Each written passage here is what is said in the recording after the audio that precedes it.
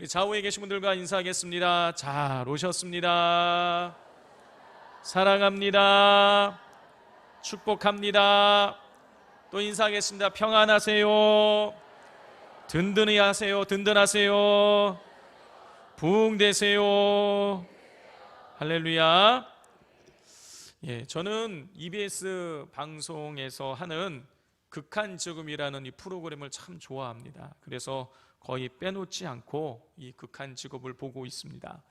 근데 이 극한직업을 오래 보신 분들은 아시지만 이 직업을 소개하는 건데 좀 보다 보면 이 직업이 반복되어져서 나오는 직업들이 있습니다.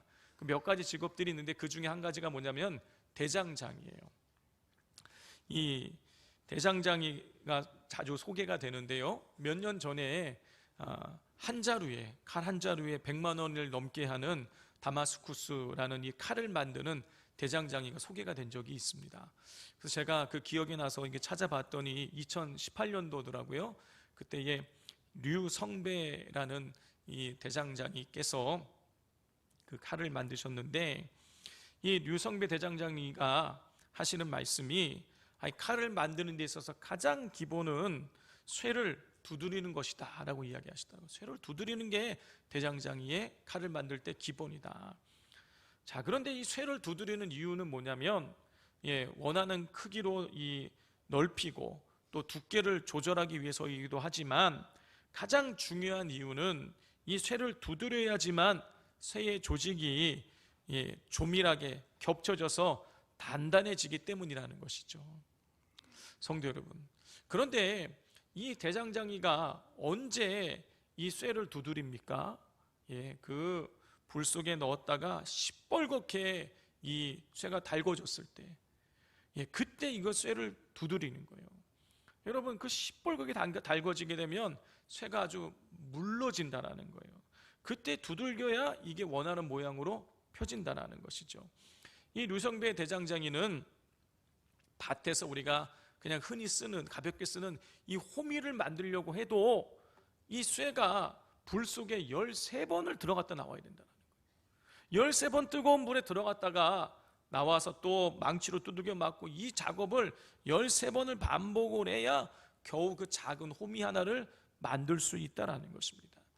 당연히 100만 원이 훌쩍 넘어가는 아주 그 단단한 다마스쿠스 이 칼을 만들기 위해서는 수십 번을 불 속에 들어갔다가 나와서 이 두드리는 작업을 해야 된다는 것입니다. 그렇게 불 속에 들어갔다가 망치로 두들겨지는 이 작업을 수십 번을 반복을 해야 불순물이 빠지고 쇠의 조직이 아주 조밀하게 겹쳐져서 단단한 칼이 된다는 것이죠.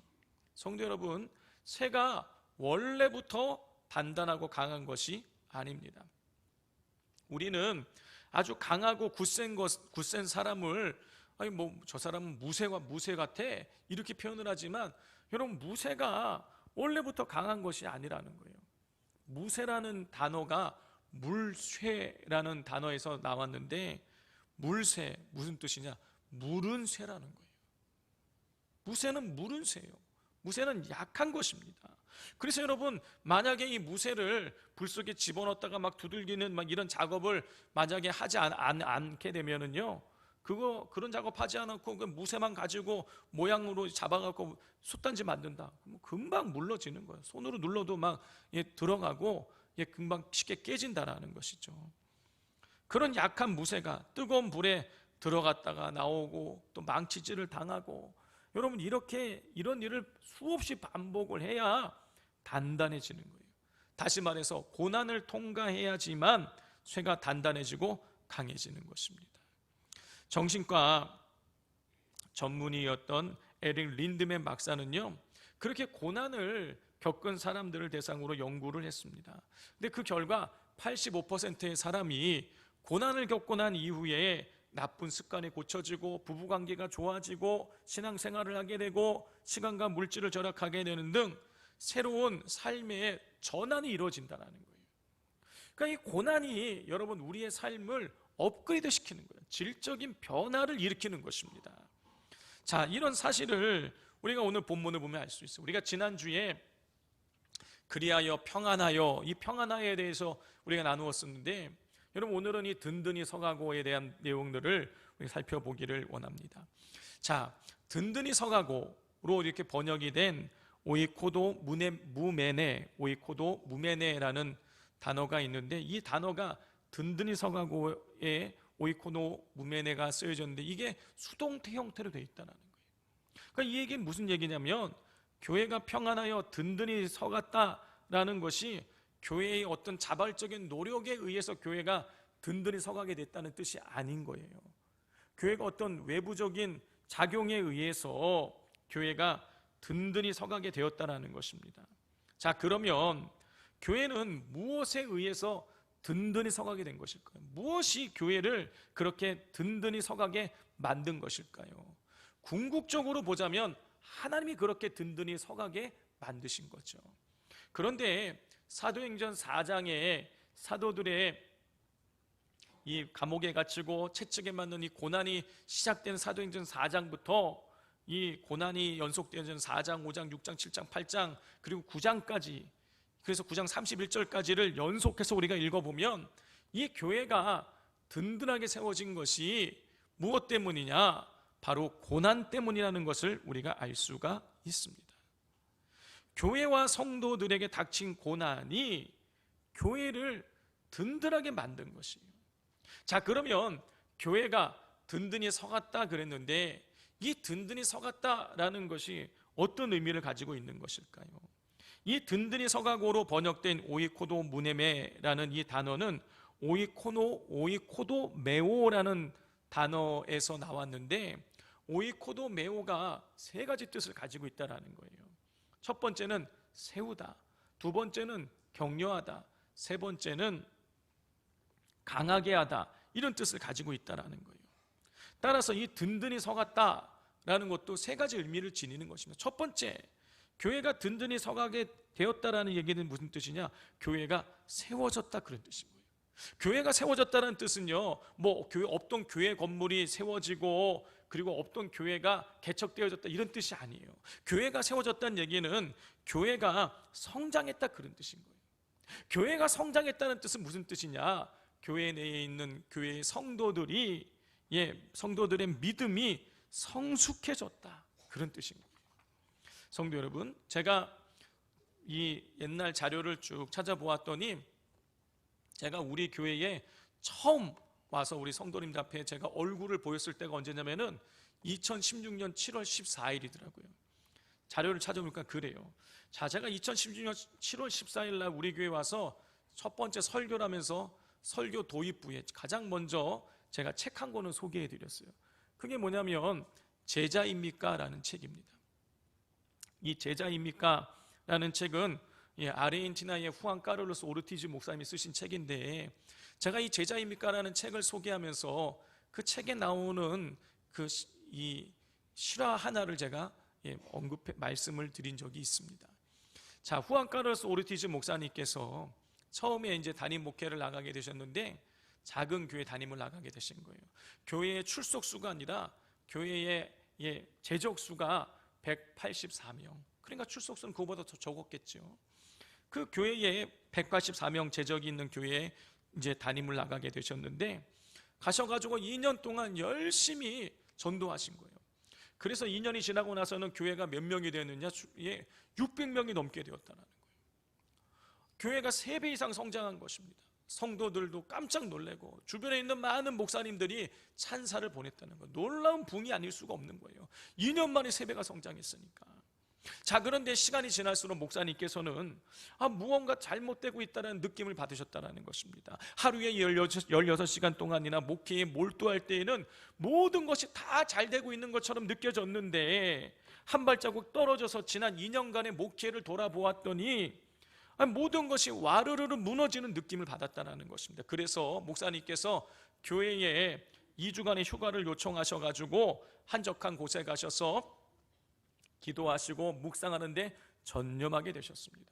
그런데 그렇게 기도와 묵상에 전념할 때에 성령께서 이 목사님에게 오셔서 목사님의 잘못을 깨닫게 하셨다는 거예요.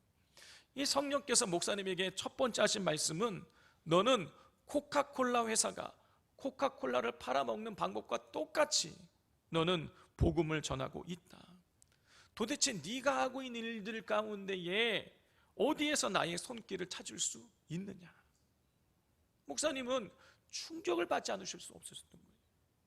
그러나 성령은 거기서 그치지 않으셨습니다. 성령께서는 계속해서 목사님에게 말씀하셨어요. 너는 자라나고 있지 않다. 네가 생각할 때에 교인 수가 184명에서 600명 넘게 늘었다고 해서 너가 성장하고 자라나고 있다고 생각하고 있는데, 그것이 아니라, 너는 자라나고 있는 것이 아니라 너는 살쪄가고 있는 것이다.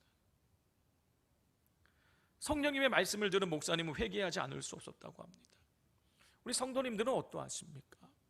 영적으로 성장하고 계십니까? 아니면 살쪄가고 계십니까? 저는 태어나면서부터 신앙생활을 했으니까 지금 50년 동안 신앙생활을 하고 있는 거예요.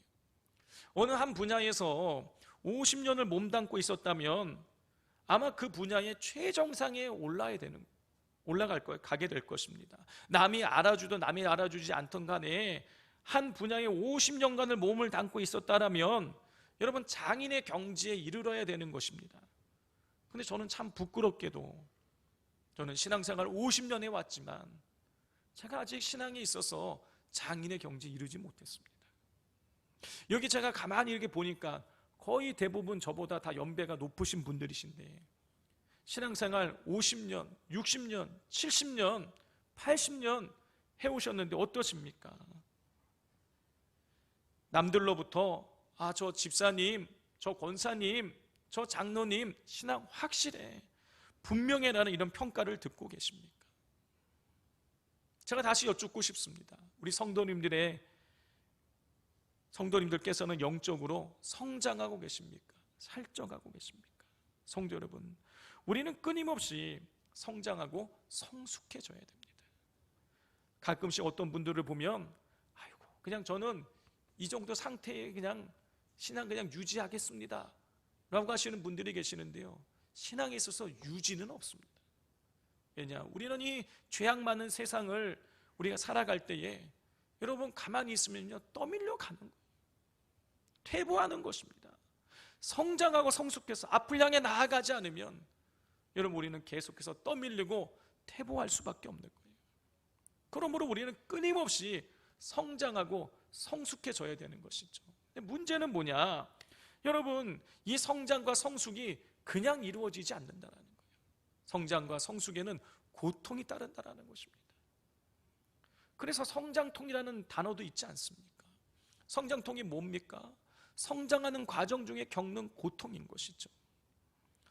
여러분, 그 가재와 개와 같은 킹크랩 같은 여러분 그런 갑각류가 자신의 성장하기 위해서는요, 자신의 그 단단한 껍질을 깨트려야 되고 그 껍질 사이로, 그 좁은 틈으로 자기의 온몸이 나오는 고통을 겪어야 되는 거예요. 두꺼운 껍질을 깨기도 쉽지 않고요, 그 좁은 틈으로 자기의 온몸이 나온다는 건요, 여러분 죽음의 고통이 따르는 것입니다. 근데 그 과정을 거쳐야지만 고난의 고통의 과정을 겪어야지만 성장할 수 있다는 거예요. 성도 여러분, 고통과 고난 없이는 성장이 있을 수 없습니다. 그러므로 우리가 신앙생활 하다가 여러 가지 고난과 시험을 만났을 때에 좌절하지 마시고 이 고난과 고통을 통해서 나를 성장시키실 하나님을 기대하면서 그 고난과 고통을 믿음으로 잘 통과해내실 수 있기를 바랍니다. 두 번째로, 교회가 든든히 서간다고 했을 때에 그 뜻은 뭐냐? 교회가 격려받았다, 그런 뜻인 거예요. 격려가 무엇입니까? 용기나 힘을 북돋아 주는 것이 격려지요. 따라서 교회가 격려받았다는 얘기는 무슨 뜻이냐면 교회가 힘을 얻게 되었다, 그런 뜻인 거예요. 힘이 생겼다는 뜻입니다. 여기서 중요한 것은 교회가 무엇을 통해서 힘을 얻게 되는 것입니까? 고난을 통해서인 거예요. 자, 고난을 통해서 힘을 얻는다는 것이 어찌 보면 말이 안 되는 일 같아요. 고난을 겪고 고통을 겪으니까 힘이 빠져야 될 것 같은데, 아니 고난과 고통을 통해서 우리가 힘을 얻게 된다, 이게 말이 안 되는 것 같은데, 여러분 그게 고난과 고통을 겪으면 힘이 생기는 거예요. 제가 몇 년 전에 뉴스에서 브라질 상파울로에서 갑자기 기온이 떨어져 가지고 그날 밤에 3명이 얼어 죽었다라는 이런 이야기를 제가 뉴스에서 접했습니다.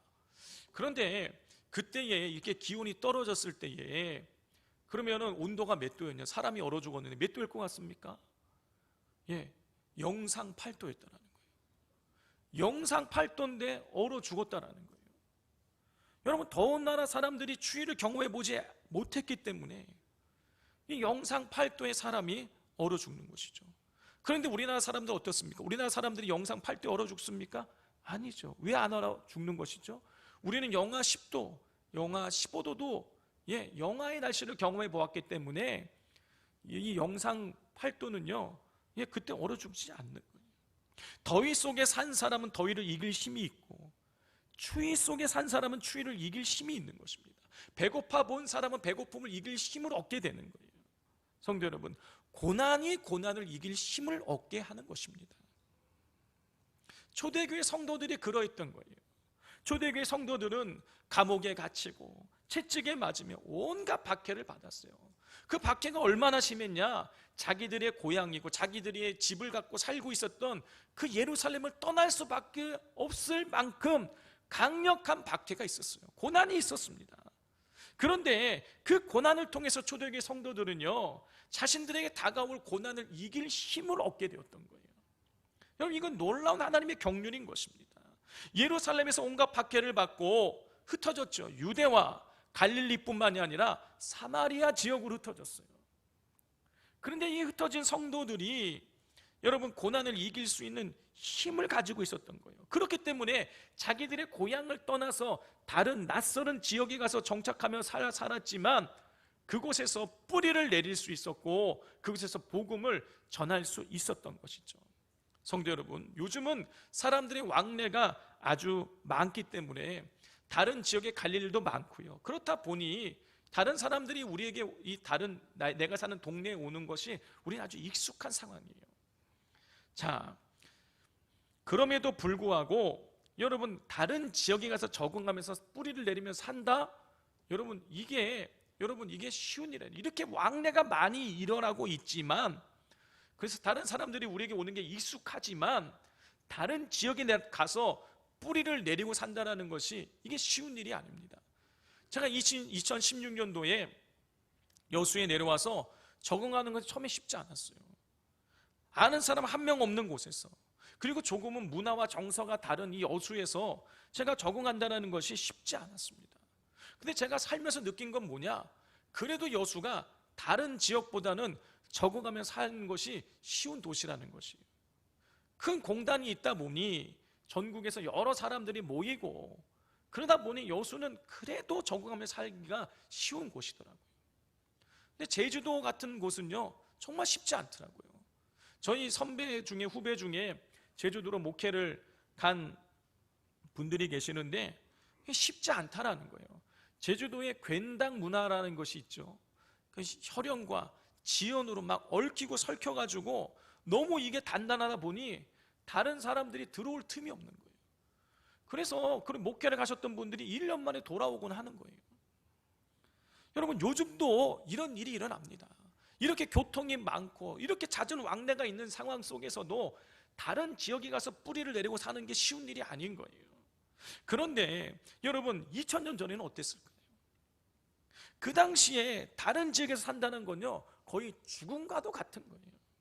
더더군다나 그래도 유대나 갈릴리 지역은 좀 낫지만 사마리아 지역, 거기는요 어때요? 유대인과 사마리아 사람들은 서로 상종하지 않았잖아요.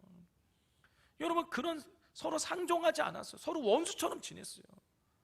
여러분, 그런데 그런 동네에 가서 유대인이 가나안 사마리아 지역에 가가지고 거기에 뿌리를 내리고 그 사람들에게 복음을 전한다? 굉장한 어려움이 있었을 거예요. 온갖 박해와 고난이 있었을 것입니다. 사마리아 사람들이 유대인들이 전하는 복음을 거부했을 거예요. 그런데 성도들은 그 모든 고난을 이겨내고 그 지역에 복음을 전한 거예요. 오늘 본문에 보면 유대와 사마리아와 갈릴리 지역의 교회가 그리하여 평안하여 더 많아졌다 그랬잖아요. 성도들이 사마리아 지역, 유대, 갈릴리 지역 낯설고 물서는 곳에 가서 복음을 전하고 뿌리를 내릴 수 있었던 거. 어떻게 그럴 수 있었느냐? 여러분, 예루살렘에서 이미 엄청난 박해를 당했기 때문이에요. 감옥에 갇히고 목숨이 달아날 수 있는 그런 수많은 위협과 고난을 겪었기 때문에 고난을 이겨낼 수 있는 힘을 얻게 된 것이죠. 성도 여러분, 사도 바울은 로마서 5장 3절 4절에서 이런 고백을 합니다. 다만 이뿐 아니라 우리가 환난 중에도 즐거워하나니 이는 환난은 인내를, 인내는 연단을, 연단은 소망을 이루는 줄 알미로다. 자, 이렇게 사도 바울이 환난 중에도 즐거워할 수 있다고 고백할 수 있었던 것은 그가 돌에 맞아 죽을 뻔도 하고 강도의 위협도 당하고 태형도 맞는 등 온갖 어려움을 당하는 중에 그 모든 상황을 인내할 수 있는 힘을 얻었기 때문인 것입니다. 성도 여러분, 고난을 통해서 하나님은 교회를 격려하셨어요. 교회에게 힘을 주셨습니다. 예루살렘을 떠날 수밖에 없는 강한 박해와 고난이 없었다면 여러분, 초대교회는요 장차 다가올 고난을 견뎌내지 못하고 무너져 내렸을 것이에요. 그런데 그 강한 박해와 고난을 통해서 단련되었기에 고난을 이길 수 있었습니다. 이것이 하나님께서 우리에게 주시는 고난의 신비인 거예요. 하나님 안에서 고난은 우리 인생의 마이너스가 아니라 플러스로 바뀌게 되는 것입니다. 자, 이 사실을 기억하시고 고난을 두려워하거나 피하지 마시고 기도하시면서 믿음으로 돌파해 나가실 수 있기를 바랍니다. 마지막 세 번째로, 교회가 든든히 서갔다라는 것은 교회가 단단해지고 강해졌다는 뜻이에요. 그런데 무엇을 통해서 교회가 든든해지고 단단해지고 강해진 것입니까? 고난을 통해서죠. 쇠가 뜨거운 불에 들어가는 그 고난을 당하고 망치질을 당하는 고난을 당해서 단단해지듯이 강해지듯이 교회도 이 풀무불과 같은 이 고난을 통해서 단단해지고 강해진 것이요. 그런데 무엇이 강해진 것일까요? 초대교회 성도들의 믿음이 강해진 거예요. 성도 여러분, 인생을 아름답고 성공적으로 살았던 사람들은 고난 없는 평탄한 삶을 살았던 사람들이 아닙니다. 오히려 남들보다 더 많은 위기와 온갖 어려움을 겪은 사람들이에요. 우리가 잘 알고 있는 헬렌 켈러 어떻습니까? 보지 못하고 듣지 못하고 말하지 못하는 삼종고를 가지고 있었어요. 그런데 어떻게 됩니까? 그 고난의 과정을 통해서 연단되어져서 학업하는 그 어려움들을 다 이겨내고 결국엔 노벨상을 2번이나 수상합니다. 그리고 많은 사람들에게 복음을 전하게 되는 것이죠. 찬송가를 9,000곡이나 작사해서 많은 사람들에게 큰 은혜를 끼친 화인 제인 크로스비 여사 어떻습니까? 병자였어요. 수많은 병을 앓고 있었어요. 그런데 그 병을 통해서 하나님의 은혜를 깨닫고 그 아름다운 찬송시를 9,000편이나 작사할 수 있었던 것이죠. 칼빈은 어떻습니까? 칼빈은요 교황과 맞서서 목숨을 내어놓고 종교개혁을 이루었어요. 이렇게 보니까 칼빈이 대단히 강한 사람처럼 보이지만요, 칼빈은요 돌아다니는 종합병원이라 불리울 정도로 그는 수많은 병을 앓고 있었습니다. 그런데 그 병을 앓고 이겨나가는 그 고난의 과정을 통해서 하나님을 더욱더 의뢰하게 되고, 그래서 그 강한 믿음을 가지고 이 종교개혁을 이룰 수 있었던 것이죠. 우리에게 철로역정을 통해서 많은 감동을 준 존 버년 어떻습니까? 그는 감옥에 갇혀 있을 때에 여러분이 철로역정을 구상하고 쓸 수 있게 된 것이. 사도 바울은 어떻습니까? 육체의 가시를 가지고 있었어요. 질병을 가지고 있었습니다.